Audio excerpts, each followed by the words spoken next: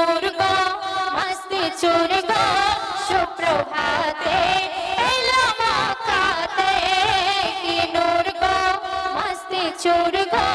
সুপ্রভাতে এলো মক্কাতে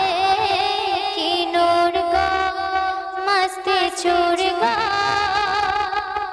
সর্বশেষ ছন্দ শুনবেন। আল্লাহ আমার নয়ন হলে নবী নয়না আল্লাহ আমার সোনা হলে নবী গহনা